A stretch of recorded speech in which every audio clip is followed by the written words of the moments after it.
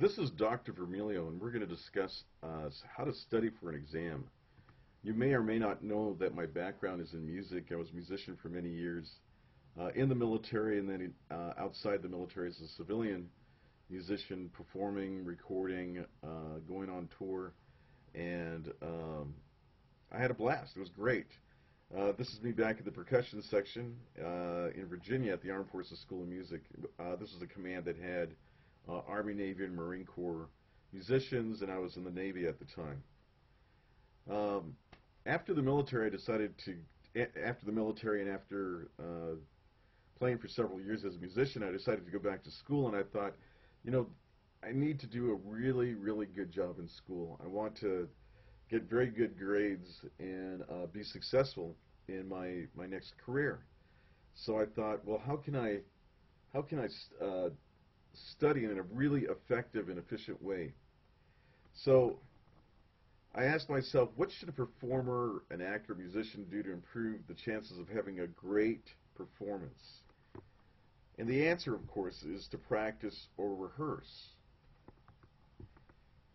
So in this class, what is the performance? What is the thing that you need to do to get the really good grades?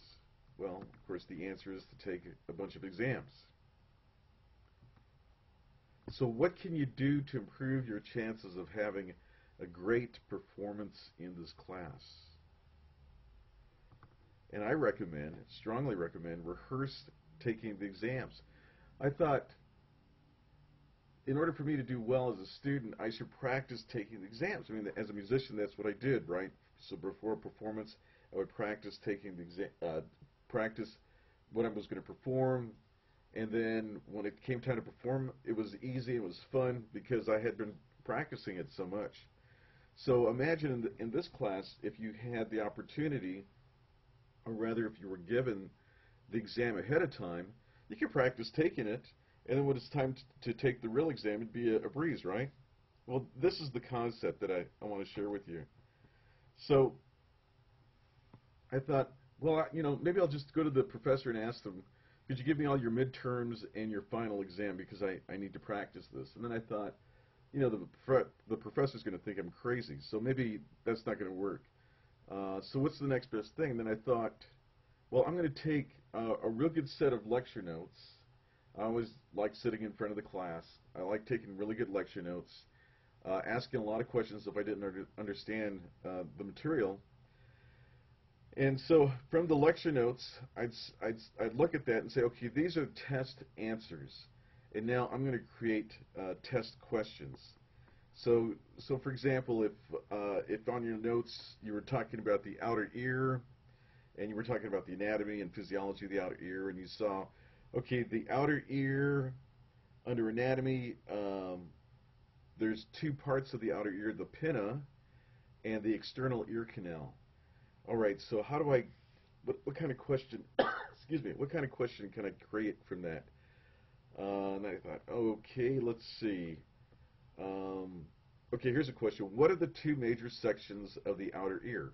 And of course, the answer is the pinna and the external ear canal. So it's very, very simple. You just look at your notes and come up with a question about your notes.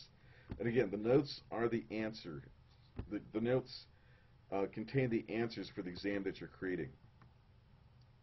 Under physiology, you can see the four functions of the outer ear. So the question is, what are the four functions of the outer ear? You go through this process, and you create questions from all of your lecture notes. Actually, it'd be a good idea to do this process after every lecture. So after every lecture, sit down and from your notes, create your test questions. Then the next thing that I did was I covered up the answers. This is really low tech. I just had a spiral-bound notebook. Of course, when I went to college, when I started going to college, there were no notebook computers. There were no iPads or anything like that. So I had a spiral-bound notebook. On one side of the one page, there were the lecture notes, and then the opposite page, it was just blank, and that's where I created my questions.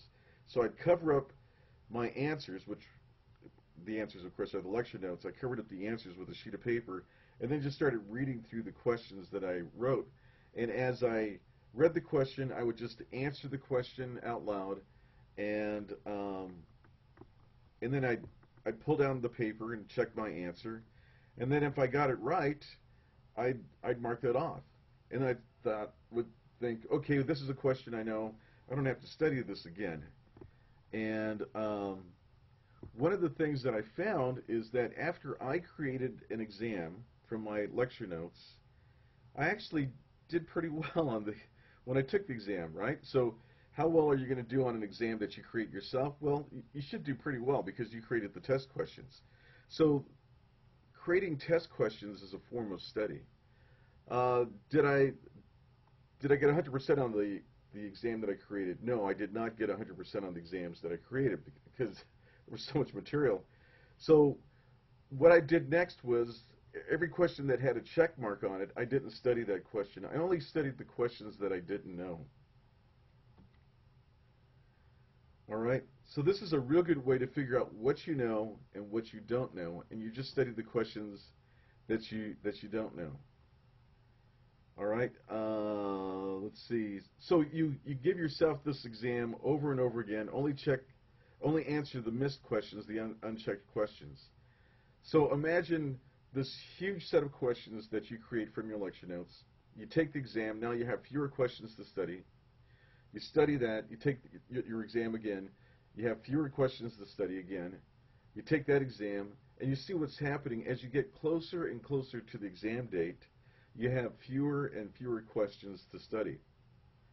So you're actually studying less material as the closer you're getting. Again, you're learning very quickly what you know.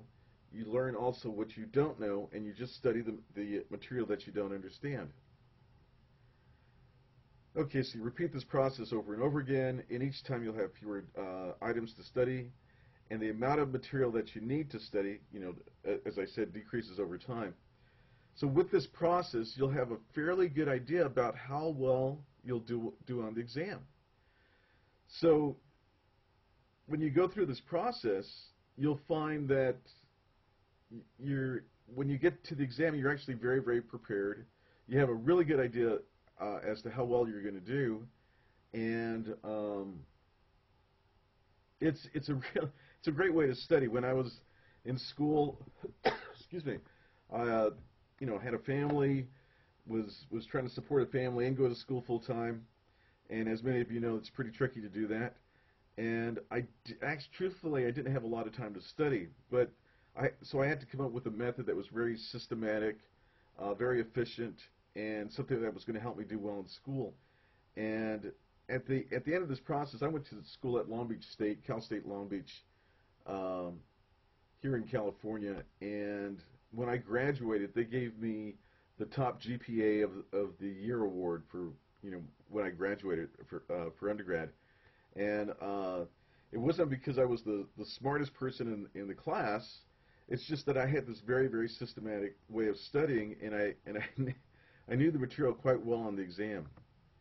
So there is a massive amount of material for this course. I'm not going to lie to you. There's a ton of stuff. And it's quite possible that your study habits or study methods from previous classes will not work here. I've heard this story over and over again. People would tell me, I'm a UCLA graduate, or I went to USC, and now I want to become a speech pathologist or an audiologist, and your class is the hardest class I've ever taken. I've heard this repeatedly. Um, it's I, the class has a lot of material to it and a lot of concepts. I don't think any of the concepts are difficult concepts to master, but there's a lot of them. So you have to take the time and you have to systematically go through the process and figure out figure out what you know, figure out what you don't know.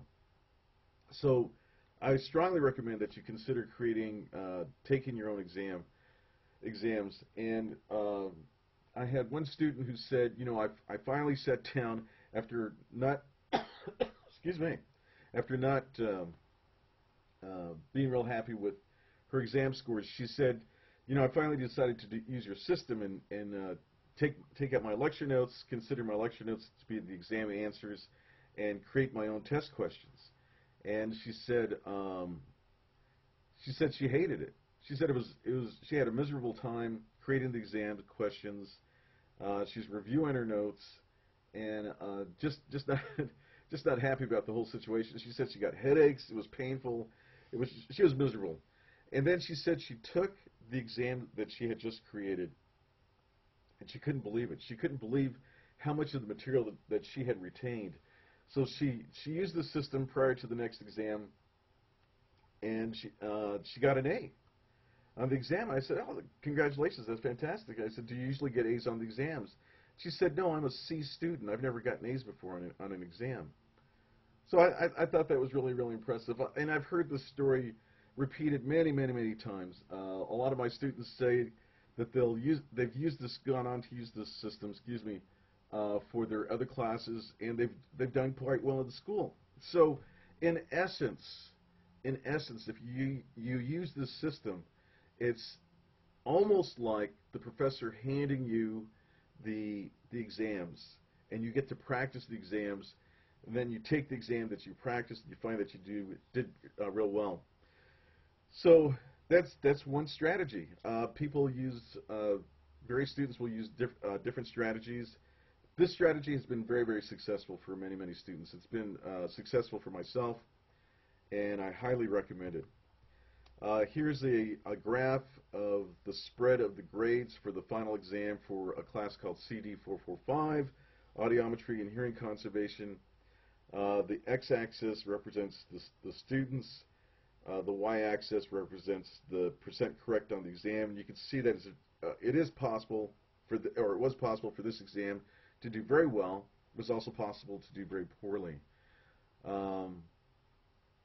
In all my exams that I give, or rather, my thinking when I teach a class is that all you need is average intelligence to do very, very well in a class, as long as you have a really good, systematic, and efficient way of studying. So please consider creating your own exams, and good luck with the class.